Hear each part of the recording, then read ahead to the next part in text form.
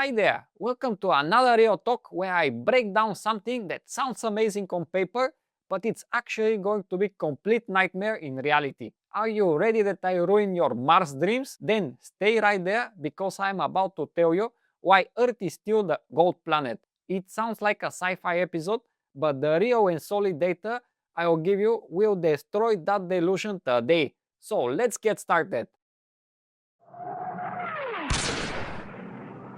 So here's the deal. They are space nerds working hard because they see Mars as the next home for humanity. The reason? They claim Earth is screaming for help. So we need plan B. And yeah, I get it. We all see weather getting wilder, the ice caps are melting faster than our motivation on Monday morning, and we're running out of space. Listen, there is scientific data behind this, but do you need more evidence than the one you see daily? Right now, it's already difficult enough to get away from one another. You think you can escape from humanity in a mountain or a hidden beach, so you drive 2 or more hours just to find, yes, more humans.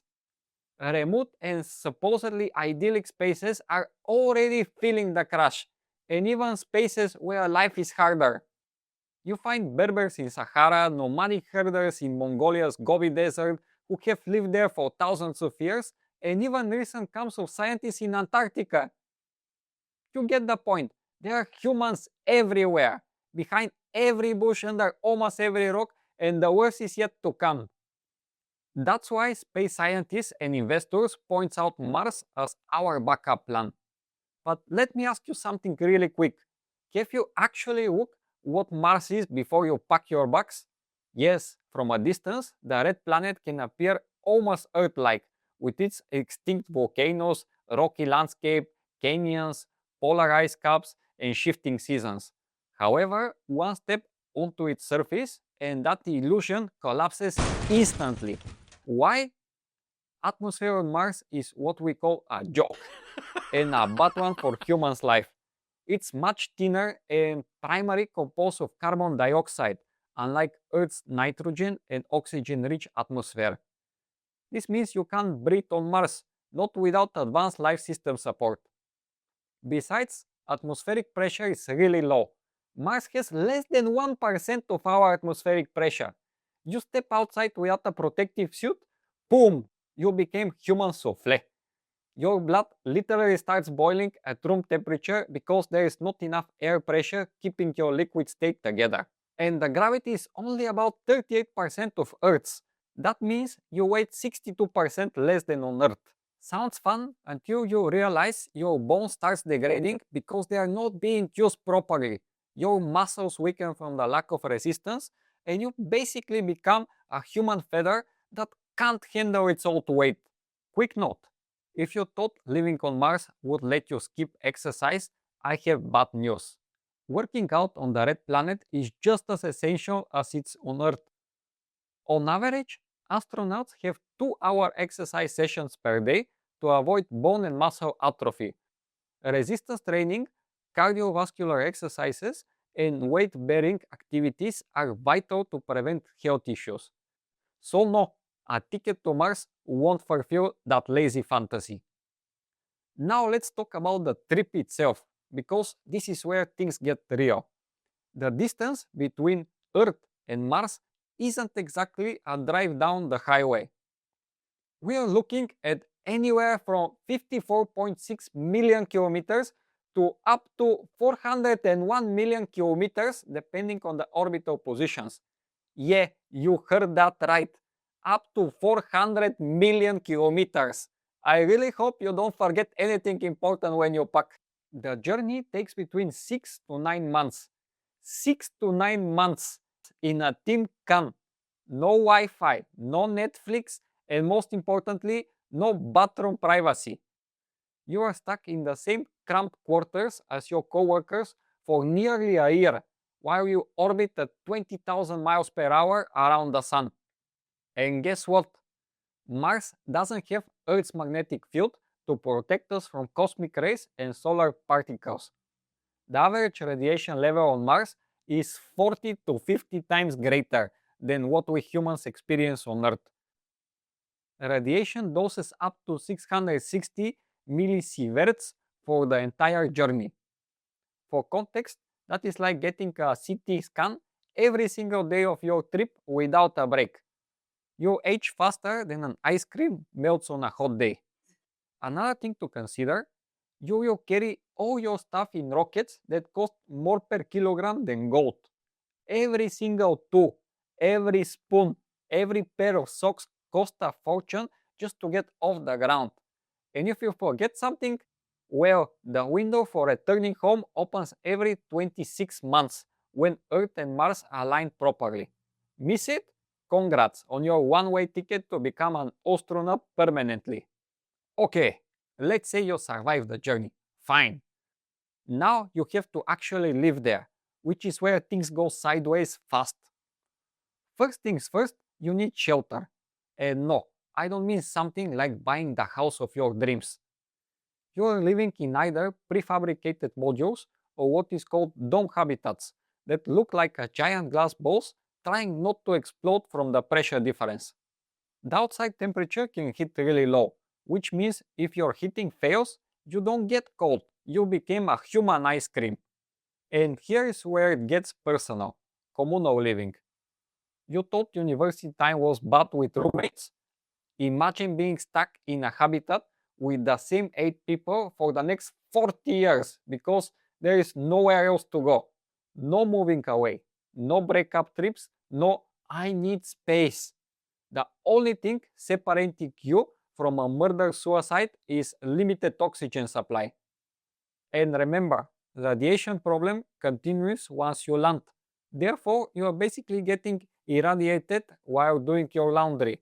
Living on the surface on the red planet is not a choice. Science suggests burying habitats under Martian soil or building them inside lava tubes to protect against this, which means goodbye to the natural sunlight and hello to living in a cave like a prehistoric human who is afraid of the dark. Then food, right? Because I assume in Mars we'll be hungry too. So picture this, it's Tuesday morning on Mars and your alarm goes off at 6 a.m. You drag yourself out of the bed in a zero gravity mode since everything floats, put on your spacesuits because stepping outside without one means death by boiling blood, and head to the hydroponic garden where you grow your veggies. Food on Mars is going to be nightmare for multiple reasons. First, Martian soil called regolith is toxic with perchlorides. You can't just plant seeds in it like we do back home. Everything has to go through extensive cleaning processes before anything grows.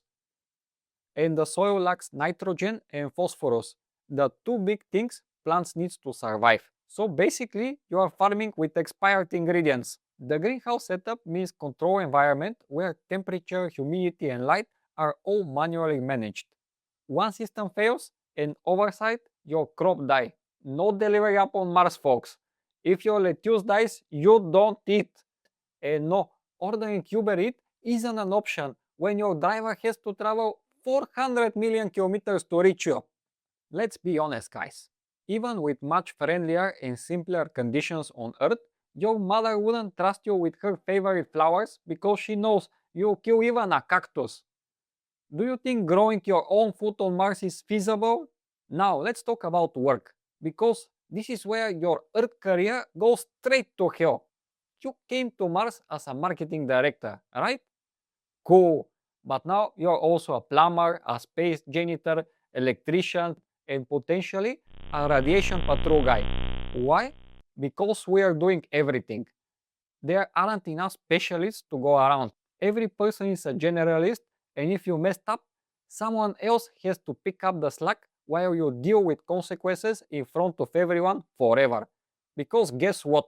The same people are going to be your co-workers for the rest of your life. There is no quitting your job on Mars when there are only 50 employees in total and 3 of them live in your habitat. Not too fancy, right? Now let's address the elephant in the room. Or should I say the alien on the dome? Relationship and social life on Mars. You thought dating was hard? Try finding someone who doesn't make you want to scream when you have to share a 20 square meter living space with them for decades. Vacations? Where exactly are we going? The whole planet is basically one giant rocky desert covered in sticky dust that gets everywhere and never leaves. You can take a trip to the nearest crater, which takes you 2 hours of driving because even though gravity is low, you are still wearing that sexy spacesuit. But here's the real question I want you to think about. Wasn't it much better to just be less careless with our current planet? We could have invested in renewable energy, stop destroying rainforests, reduce plastic waste, and actually started taking care of Earth instead of treating it like a disposable cup we are going to throw away. We have oceans, forests, mountains, beautiful weather, natural gravity that keeps us from becoming wobbly space ghosts, an atmospheric thick enough to protect us while still letting us breathe without tubes, and a day and night cycle that doesn't mess with our circadian rhythm as much as Mars' 24-hour, 39-minute day will. Mars is not a backup planet, it's a survival situation disguised as an adventure. We are not moving to utopia. We are moving to a planet where humans survive against all odds, constantly fighting the elements instead of enjoying life like we should be doing on our beautiful blue marble. So yeah, before you start saving up for your one-way ticket to become a human ice cube in a glass dome, ask yourself, is this really what we want? Or is it just ego saying, we need another planet because we broke the first one and we are too lazy to fix it? Well, hit that like button if you agree with this rant, subscribe, drop a comment below telling me, are you Team Earth or Team Mars? Okay, cut! Is there something that could convince you to move to Mars? There's one thing. Finally there, I can feel my balls lighter. Nah, I shut am up! sick of carrying this weight around, just dragging everywhere. Get out of here! You know the tiles in the toilet? Sorry, it was them. They broke them. Nah, They broke them. I just dropped them one day. Bloop. Everything broken.